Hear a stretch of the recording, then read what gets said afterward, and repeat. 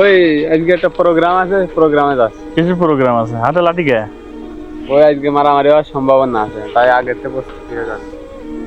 মিছিলি যাচ্ছিস, তোরা মারামারিও করবি। এই এই ছোট ছোট বাচ্চা নিয়ে, এরা স্কুল কলেজে পড়ে, আর এদের নিয়ে তোরা মিছিলে যাচ্ছিস, আবার হাতে লাঠি, আবার খোঁজে মারামারি হওয়ার সম্ভাবনা আছে।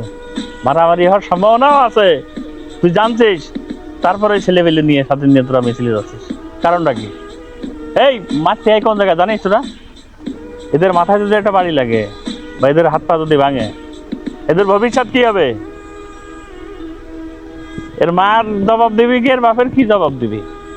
হ্যাঁ, আপনার তো দেখার বিষয় না। আমার দেখার বিষয় না মানে? তোরে যদি একজন একটা মাথায় বাড়ি দিল, বা তুই আরেকজনের মাথায় বাড়ি দিলি, আজকে এই যে দলবদ্ধ হয়ে একসাথে যে মারামারি করবি, মিছিল মিটিং করবি, সময় কি সারা জীবন এরকম থাকবে? ওই পক্ষ যখন আবার জোর পাবে, সেখন তোর অবস্থা কি হবে? মারামারি ভালো? এই এই সমাজের লোক কি এই মারামারি করার জন্যই সমাজ হয়েছে? কে লেখাপড়া করা যায় না?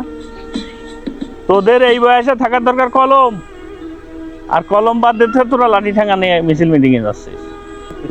তোরা তো ধ্বংস হচ্ছিস, এবং সেই সাথে তোর পরিবারটাও ধ্বংস করছিস। তোর মা বাবার যে স্বপ্ন থাকে তোদের ভবিষ্যৎ নিয়ে, এই কথার জবাব আছে না? এটা বুঝিস তোরা কত কষ্ট করে যে তোর মা বাপ যে লেখাপড়া শিখোই বা শিখছে, আর তোরা দৌড়ে যাচ্ছিস লাঠি ঠেঙ্গা নিয়ে।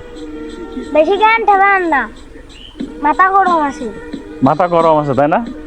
হ্যাঁ, তোদের লাস্ট একটা টার্গেট দিলাম, যদি আর কোনোদিন দেখি এই মিছিল মিটিং এ লাঠি নিয়া আবার আমার দিকে তাকাই যাচ্ছিস